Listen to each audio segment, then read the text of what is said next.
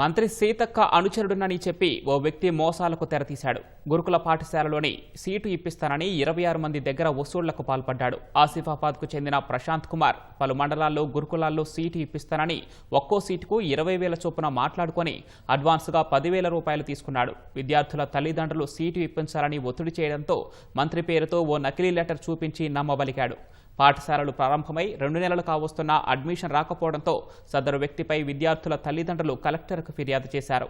బాధితుల నుంచి ఫిర్యాదు స్వీకరించిన పోలీసులు కేసు నమోదు చేసి దర్యాప్తు చేస్తున్నారు. మేము జ్యోతిబా ఫులే హాస్టల్లా వేస్తా అని మమ్మల్ని డబ్బులు తీసుకున్నాడు కామ్రే ప్రశాంత్ కుమార్. అయితే ఆసిఫాబాద్ అతనిది. అయితే అతను ఏం చేసిండు, రేపు ఎల్లుండి అని 2 నెలలు అయిపోయినా కూడా మాకు ఏది కూడా చెప్పలేదు. ఒక రోజు రమ్మన్నాడు, కాగజ్ నగర్కి రమ్మన్నాడు. మేము వచ్చేసరికి అతను సెల్లులు చిచ్చా పెట్టిండు. బాలాజీ నగర్ లో రూమ్ రెంట్ ఉంటా అని చెప్పేసరికి మేము ఒక రోజు మొత్తం మంది వచ్చి అతన్ని వెతికినాము. అయితే అతను మాకు ఎంత వెతికినా కూడా ఇక్కడ ఆయన ఉండడు అని చెప్పిండ్రు ఆ కాలనీ వాళ్ళు. తక్కువ మనిషి కాబట్టి నాకు తెలుసు మేడం తరఫున మేము వేపిస్తాం అనేసరికి మేము నమ్మినాం సార్, అంతే. కానీ మాకు న్యాయం జరగాలి.